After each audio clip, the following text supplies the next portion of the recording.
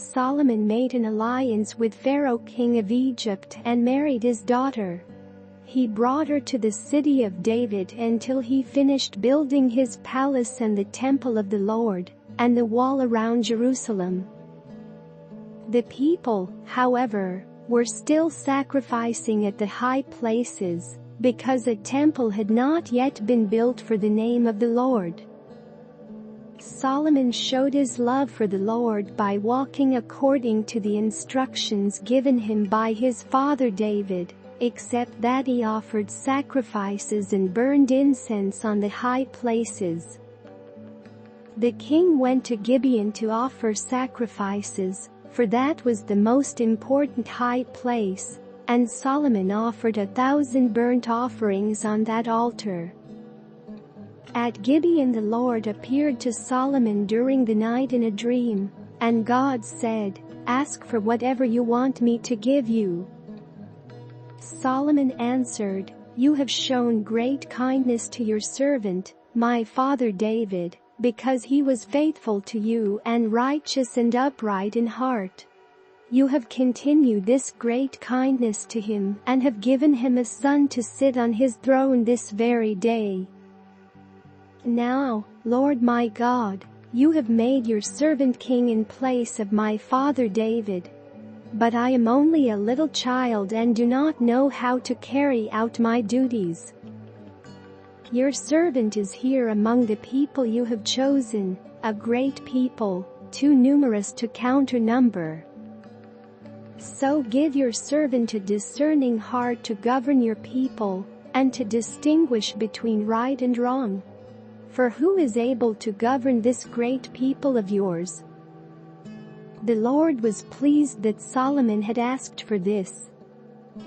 So God said to him, "Since you have asked for this, and not for long life or wealth for yourself, nor have asked for the death of your enemies, but for discernment in administering justice, I will do what you have asked.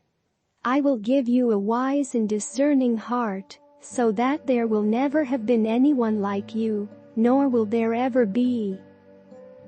Moreover, I will give you what you have not asked for, both wealth and honor, so that in your lifetime you will have no equal among kings. And if you walk in obedience to me and keep my decrees and commands as David your father did, I will give you a long life." Then Solomon awoke and he realized it had been a dream. He returned to Jerusalem, stood before the ark of the Lord's covenant, and sacrificed burnt offerings and fellowship offerings. Then he gave a feast for all his court. Now 2 prostitutes came to the king and stood before him. One of them said, "Pardon me, my lord. This woman and I live in the same house, and I had a baby while she was there with me. The 3rd day after my child was born, this woman also had a baby. We were alone, there was no one in the house, but the 2 of us.